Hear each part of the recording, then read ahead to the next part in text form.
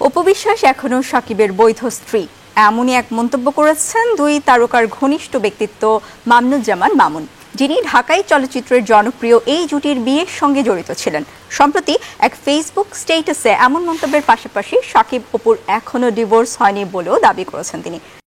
আমার কোনো কোয়ালিটিতেই আসে না, তো ও আমার কোয়ালিটি তৈরি করতে অনেক দিন সময় লাগবে। আমি ঘরে রান্না করেছি, বাইরেও ক্যামেরা অ্যাকশন দিয়েছি, আবার বাচ্চাও নিয়েছি, প্রকাশও করেছে।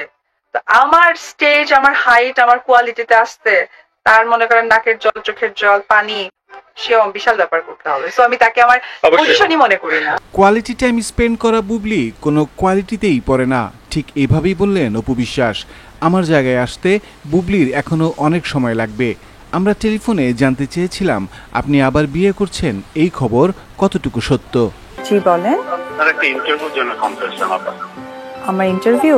আচ্ছা ঠিক আছে বলেন। আপা কিছু প্রশ্ন ছিল আপনার কাছে। আচ্ছা সাকিব, আর এসব আমাকে কেন জিজ্ঞেস করছেন এসব কথা? আমি বুঝতে পারছি না। এটা আসলে আমার কথা না, এটা দর্শক জানতে চাই, সেই কারণে আমি জিজ্ঞেস করছি। দর্শকের তো অনেক কিছু জানার আছে। একটা গুজব আছে এখন, সেটা আপনি দ্বিতীয় বিয়ে করতে যাচ্ছেন, ঠিক সত্যি? আসলে কি ফালতু কথা, মানে আমি কেন দ্বিতীয় বিয়ে করতে যাব? একটা মানুষের কতবার বিয়ে হয়, আমাকে কেন? ঠিক আছে ঠিক আছে। আচ্ছা সাকিবের সাথে বিচ্ছেদের পর আপনি দেখা গেছে, এই বিষয়ে আপনার মন্তব্য? দেখেন, এই বিষয়ে মন্তব্য কেন থাকবে? এই বিষয়ে মন্তব্য করার কিছু নেই। আমাদের কি হয়েছে না হয়েছে আপনারা দেখেছেন। আচ্ছা ঠিক আছে। আচ্ছা আরেকটা বিষয় আপনার মন্তব্য আছে, সেটা হচ্ছে সাকিব খানের সাথে নাকি বুবলির আইনি বিচ্ছেদ হয়নি, এরকম একটা নিউজ আমাদের পত্রিকায় দিয়েছে। বুঝলাম না, আপনি বিনোদন সাংবাদিকতা করেন, মানে ব্যক্তি সাংবাদিকতা করেন নাকি? আমি বুঝতে পারলাম না। স্কিপ করেন, আমার আসলে একদমই শুনতে ভালো লাগছে না।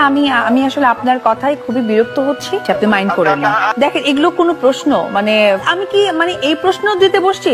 আমি আসলে বেয়াদবি করতে বাধ্য হলাম, আমি ফোনটা কেটে দিলাম, সরি।